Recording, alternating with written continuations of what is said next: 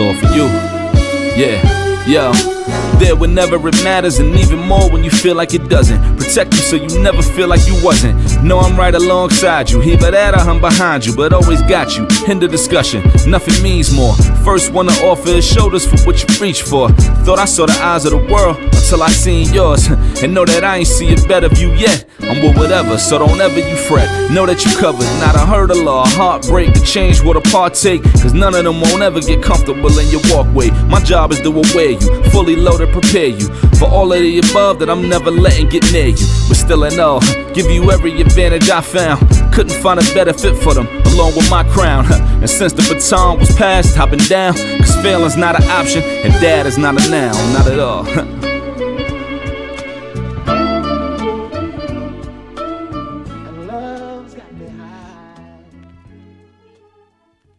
Hey everybody, this is Ishmael from Dad is Not a Noun, and this episode is brought to you by Tech Live 2020, a virtual experience event that will get children and adults engaged into tech and inspire innovation in our communities because innovation in our communities, because nearly 85% of the job titles that exist in 2030 haven't been created yet. To register for this December event, go to www.techfestlive.com. And I'm excited today because I have a great guest today. The title of this episode of Dad is Not a Noun is called Dad Habits.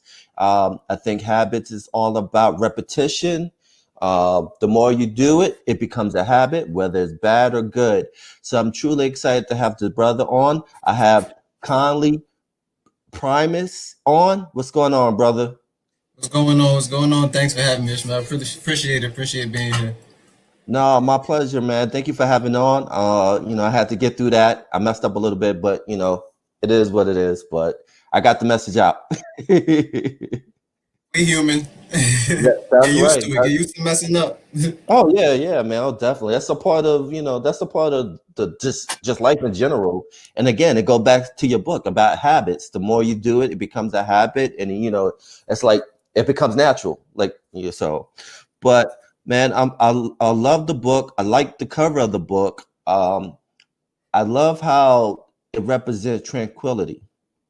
You have these 6 elements, and can you kind of break down those 6 elements of habits when it comes to dads? Right, sure, yeah. So with the cover, I put a lot of thought into it because everything's like methodical to me. So the elements in each hand, it represents like a major point of responsibility for me and for fathers that I want to convey. So I know you see the graphic there. So the basketball, matter of fact, I'll start with the wrench first. The wrench really represents like your manly responsibilities, that leadership, hands-on, your idea of what being a man's man is and taking charge of your family. And then if you go counterclockwise, you'll have the bottle, which represents your compassionate side and connecting with your child, being nurturing, and that it takes a lot of work as a man. Then you have the ring next. The ring is represents your partnership, your romantic interest, and the mom, the spouse, and everything that goes on with that, and keeping that connection fresh and growing. Then you have the money. The money is building your finance. It's kind of similar to the manly man's, but it's more on a personal level because every human wants to be financially successful. But that's about practicing planning and patience, and it's a lot of elements there to understanding that money's a language.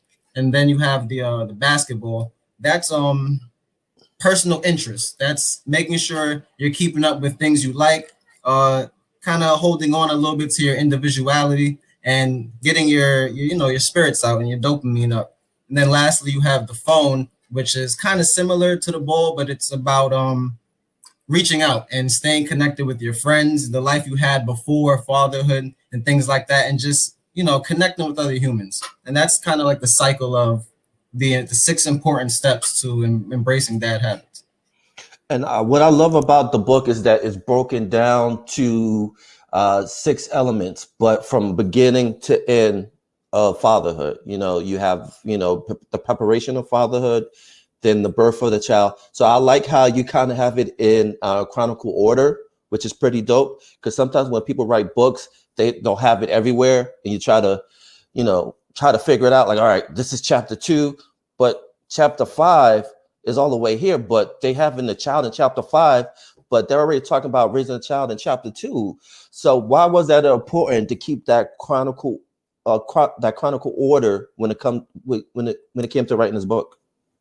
Well, it was important to me because I'm a creative. Outside of being a father, outside of, I guess, an author, I like to create, and it was important to me that it was a handbook, but there's no charts or diagrams. I wanted it to be kind of a story form. So as I was writing it, that was something I kept to mind. I kind of had an imaginary child with me that I envisioned. So as I was going through the chapters, I would age the child with the chapters. So it was kind of easy for me to do it. And it was challenging. You know, I like challenging myself, and I wanted to be layers to this book because there's layers to fatherhood. And it's definitely layers to it. And then let's go to your childhood a little bit, because I was reading the introduction. You were your parents were born in the Caribbean. They separated at 10 years old. You talk about how your mom did most of the living when you guys moved to Brooklyn. So when your parents separated, how was that for you as a child, and how was your relationship with your father when your mom they separated? When they separated, I was actually 6. Like, I benchmarked it in the book at 10. Like, by the time I was 10, but I was 6, and I want to say I didn't really understand it at the time. For me, I saw it as, one less guardian that's always there, one less watchful eye, because my father would visit all the time. It didn't feel like he was really absent, and I didn't give the romantic side of it much thought or what was going on between them. So for me, it didn't really affect me much until like later when I grew up and it kind of settled in. My mom is an adult, she's gonna move on. My father's an adult, he's gonna move on, and that is when I kind of thought about what was going on with them and how it psychologically may have affected me. And that allowed me to, kind of grow in my own way. And then also, can you talk about, because in the book, you talk about that you learned a lot from kids more than your parents, because, your guys moved to Brooklyn. So can you talk about that a little bit? Yeah, well, when you have parents that come from humble beginnings, like St. Vincent or anywhere in the Caribbean, they have this mindset that they want to pass on to their kids, and it's important. It helps you traverse the world. You got somebody that wants your best interest at heart. But when you get into society, you realize that that's a whole other environment that you have to manage and learn. And I realized, because I didn't grow up in the city and around the certain cultures that my people that I was around grew up in, they didn't really get a lot of things in a lot of ways for me to, grow in that area. So, and I think it's something that a lot of kids face that have Caribbean parents. So I wouldn't say I learned better things from my peers, but I definitely learned a lot that helped me survive and grow up, because my parents just didn't understand what was going on out there. They had a whole different upbringing. Yeah, definitely. And then also like going into the book, one of the chapter ones I find interesting was how you emphasize eating better habits even before the baby is born, and then when the baby is born. Can you kind of talk about that? Because I think that's important, because again, that goes back to habits. You work on having better eating habits, that creates more energy for yourself, that more creates energy for your baby. So can you talk about that a little bit? Yeah, that's important. Diet is, and I think the eating habits is important because it's also a way to practice discipline, right? It's you get kind of instant results, feeling healthier, breath of fresh air, and everything in the book intertwines with your child. So when I talk about practicing eating habits for you, it's more of a challenge because you're kind of stuck in your ways or whatever habits you currently have. So challenging yourself to change that, to be healthier, have longevity for your child, also makes you think about nutrition, because you'll study more. You'll try to understand what substitute what. And when your baby gets there, you'll be able to apply your new knowledge to how you'll assess them. Because the main reason I wrote the book is the first 5 years of childhood is the most important for a human being. So if the guardian isn't right in thinking about that, then it's kind of bad for the human being for almost the rest of their life, Definitely. And then also, going back to chapter one, it's called Welcome to the Real World. We're like babies, we're adolescents, we become in manhood, and then when we have a child, we become a father. Can you kind of talk about like those steps of that being prepared? Because you can't prepare to be a father, but you can kind of go through those steps. So when you have a child, you kind of prepared a little bit. Can you kind of talk about that a little bit? Yeah. Parenting is interesting because it's ancient. It's the oldest thing, the cornerstone of humanity. I put that in the book. It's so old, but it's new every single time. And that paradox is just a lot to wrap your head around. So you can never, like you said, you can never be prepared for parenthood. But when I say welcome to the real world, it really means that everyone's doing it. And even though it's fresh and it's new, you have to understand that everyone's also winging it that much. So the preparation is just at all angles because you never know what's the right way, Definitely. And yeah, go ahead. No, I'm listening, brother. Go ahead, bro. Another point I want to say with that steps of fatherhood, and really you got to understand that you're learning every day. That's what you're doing when you're on this planet. You're learning how to do things in repetition. But when you become a father, you have to learn how to teach every day while you're learning. So that's really what I mean by, welcome to the real world. And then also too, I like the critical point when you says parenting is often referred as a thankless job. And going back to your childhood, you put a key thing on affirmation. Like your parents would tell you you're smart, but that's it. But that affection part that was missing. So how do you, as a parent, separate logic and emotion when it comes to, because again, we're a tribal being and sometimes we want that affirmation sometimes, like you're doing a good job to make you feel good. But when you don't get it, how do you separate the two? Yeah, it's tough. The best way to separate the two is to not even have yourself in the habit of seeking that, because you don't want to get in the habit of, and I wrote that in the book, you don't want to get in the habit of doing things for affirmation.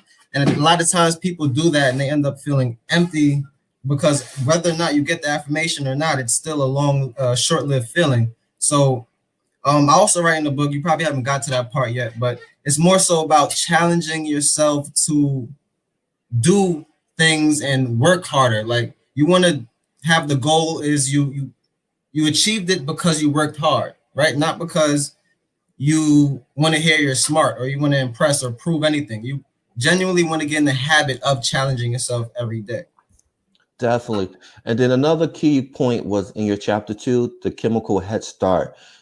I know men cannot relate of having a child because the baby is inside the mother, but you also, you talk about, in a way we do, and it's important to create that bond with the mother and create the relationship with the baby, even though the baby is not born, but create that relationship in the beginning. Can you talk about that a little bit? Right. Yeah. That's one of my favorite chapters in the book. That time when the mother is pregnant, and I know you've seen, I explained it a lot scientifically so men can understand the sacrifice she's making. But what's going on is a lot of men don't understand the chaos in her body is being projected outward. And that's you getting caught in that pregnant bubble. So it's just like her dealing with the chaos in her body. You have to deal with the projected chaos and you have to survive it because that's the birth of your baby. So I don't think a lot of men realize the opportunity you get to prove yourself as a partner and a man when you can be there for her in these emotional moments that she doesn't understand at all. And she's upset with herself for being upset. She doesn't really get it. But if you give her the opportunity to pounce on you about it, she'll take it because she doesn't understand what's going on. So it's really up to you. And also understand that you're the clear-headed one. You're not going through as much chemical changes. So you don't have the excuse to be as angry as her. You really have to think about that.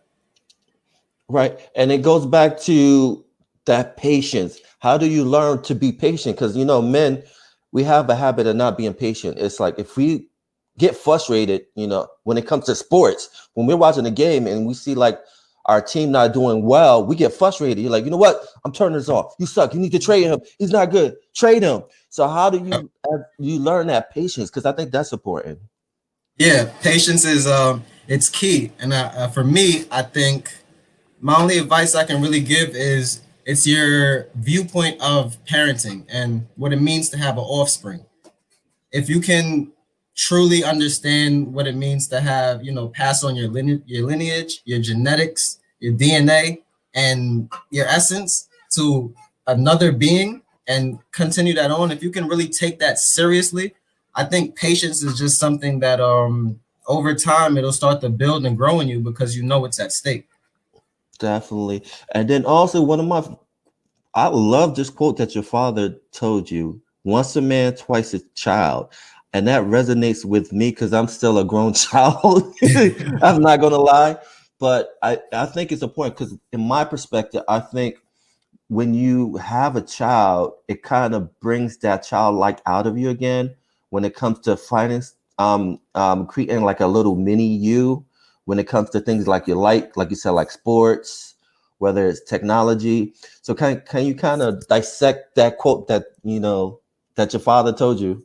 Yeah, that once a man, twice a child. It's special to me because it means so many different things. Like for him, it meant you're once in your life a man, considered a man, where you're at this age where you're legal and you're treading upward in physicality. That's manhood, and you have that one moment. That and another moment you're a child, and at the end of your life as a senior, you're a child again where you need help. But the way I broke the quote down is like you said. Once you have a baby or a child, you're a child again. You're like, this is your childhood moment all over again. So you're in a new atmosphere and you have to learn how to connect with a child. And the one way to do that is to be a child. So that's important to me because a lot of parents feel like because they know that they have that guardian child role in their head, they assume that the child should know that for some reason. And that's just not the case. You have to establish every aspect of friendship and trust with a child. So that's a big thing for me too. Yeah, that, once a man, twice a child. You have to stay within that childhood mentality so you can connect with your child. Definitely. And then also, this is the last question too, because I think this is important too. That goes back to what we talked about earlier when, you as a child, when your parents separated, and you didn't really know how to understand it. Now you're as a parent, as a father. How do you explain to people who's going through like that early phases of a possibility of separation and the mindset of just staying together because it's for the child, and how in a way that's bad because what happens is the child sees the dysfunction and that becomes a part of their trauma as a child. So can you kind of talk about that a little bit of, the bad aspect of staying together, even though it's not working for the child? Right. What's Yeah. the feeling on that? Yeah, that happens a lot too, because first I want to say that happens because mainly once you guys are expecting a child, for the first time, both of you are truly thinking about life partnership forever. Like even if you expect to get married or whatever the case, whatever plans you have for each other, it can change at any moment. You can back out, you can never see each other again.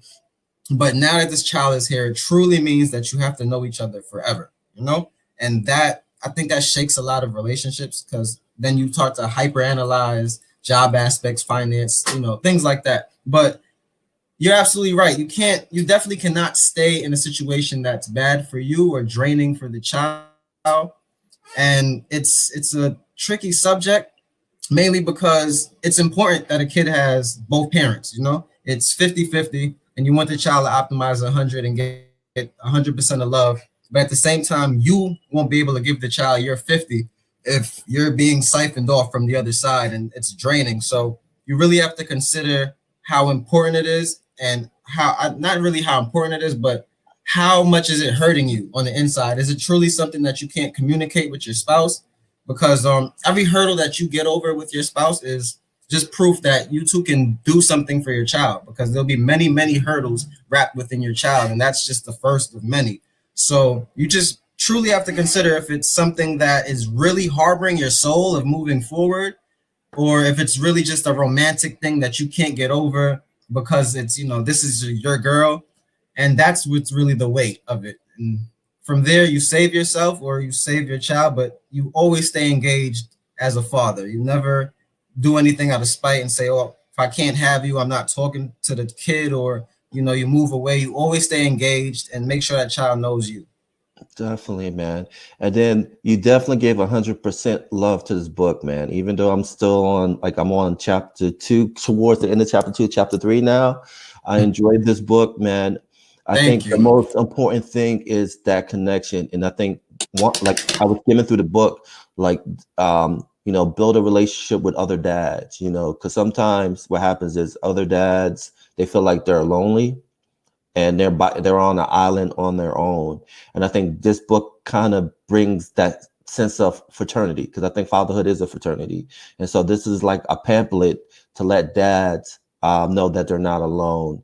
So what kind of advice do you have for dads out there that they feel like they're alone? What should they do? What can they do? Right.